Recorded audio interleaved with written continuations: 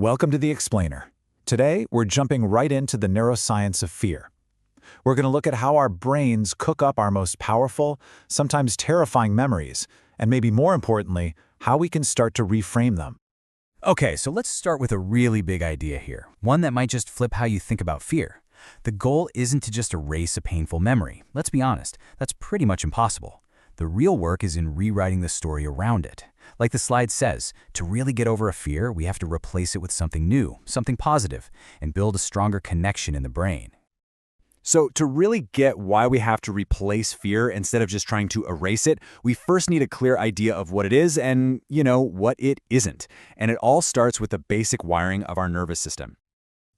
We throw around words like stress, anxiety, and fear all the time, almost like they're the same thing. But in neuroscience, nope, they're actually distinct.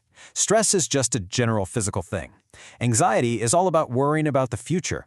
But fear is the big one. It's actually built from stress and anxiety.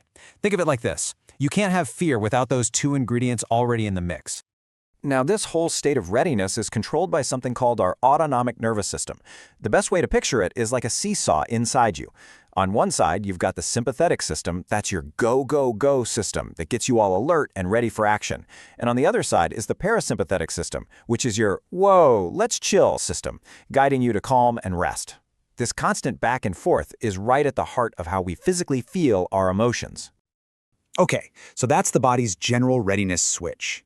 Now let's get into the nitty-gritty, the actual machinery in our brain that kicks off that powerful physical response we all know as fear. At the very core of our stress response is this incredibly powerful system called the HPA axis. Yeah, it's a mouthful, hypothalamic pituitary adrenal axis, but all you really need to know is that it's the direct hotline from your brain to your body. When this thing gets activated, it sounds the alarm, flooding your system with stress hormones like adrenaline and cortisol to get you ready for whatever's coming. So here's how that chain of command works. It all starts with the hypothalamus in your brain. That's command central. It gives the order. Then the pituitary gland acts like the messenger, releasing hormones into your bloodstream. And finally, the adrenal glands, which are sitting right on top of your kidneys, are the boots on the ground. They execute the command, deploying the chemicals that give you that full-body, high-alert feeling. So, what pulls the trigger on this whole HPA axis in the first place? Well, a lot of the time, it's this tiny almond-shaped area called the amygdala. Think of it as your brain's smoke detector. It's constantly scanning everything you see and hear, and if it detects a potential threat, bam, it sounds the alarm that kicks off the entire fear response. But here's the cool part. We aren't just a walking bundle of reflexes. This is where the prefrontal cortex comes in. It's the narrator of the whole show. It takes that raw alarm signal from the amygdala and weaves a story around it. It adds context, logic, and meaning. It gives us that hang on a second moment, allowing us to control and interpret our fear instead of just blindly reacting. Now, what's really fascinating about all this biological machinery is that it's designed to learn from experience. In fact, it's an incredibly efficient learner, which, as you can imagine, can sometimes be a bit of a problem for us. This learning happens through a classic process you've probably heard of, Pavlovian conditioning. Our brains are basically association machines. If you take a neutral trigger, like the sound of a bell, and pair it with something important, like getting food, your brain connects the dots. Pretty soon, just the bell itself is enough to trigger that physical response. Well, guess what? Our fear system works in exactly the same way. But here is the absolute crucial point.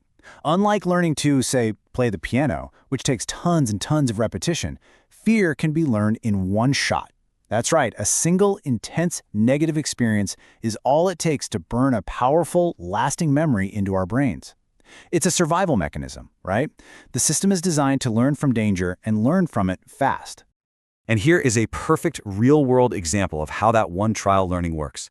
A single, isolated event, like a car getting broken into, can just balloon into this huge, generalized fear. All of a sudden, it's not about that one car on that one street anymore. It's about an entire city being unsafe. The brain takes one little data point and writes a very big and often very wrong story. So if fear is really just a learned story, how do we unlearn it? Well, this brings us right back to our big idea from the beginning. You can't just hit the delete button on the story. You have to actively sit down and write a new one. And this principle is actually the foundation for so many proven therapies. Things like cognitive behavioral therapy, or CBT, they're not designed to make you forget something traumatic. Not at all.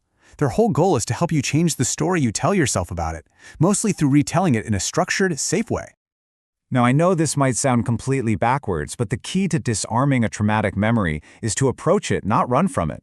By repeatedly revisiting that memory in a safe, controlled way, you actually start to wear out the physical anxiety response that's attached to it. The alarm bells just start to ring a little less loudly each time. So this brings us to a really powerful two-step process for healing. And the very first step is all about dealing with that old memory. By retelling the story over and over, you're turning down the volume of that physical fear response. You are not erasing the memory of what happened, but you are unhooking the memory from your body's automatic high-alert alarm system. The story is still there, but that feeling of sheer physical terror starts to fade away.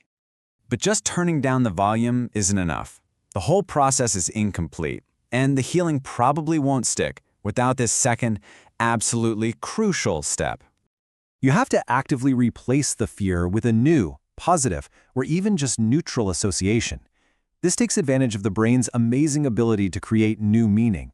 You are basically telling your prefrontal cortex, your brain's narrator, to write a different ending to the story, one that focuses on safety, on control, or on the fact that you survived. And what this all shows us, really, is that healing from fear and trauma isn't about trying to erase the past. That's an impossible job. It's about empowering ourselves to write a different future. It's about acknowledging that old story, for sure, but then actively choosing to create and live by a new one. So the real question is, what new story could you tell?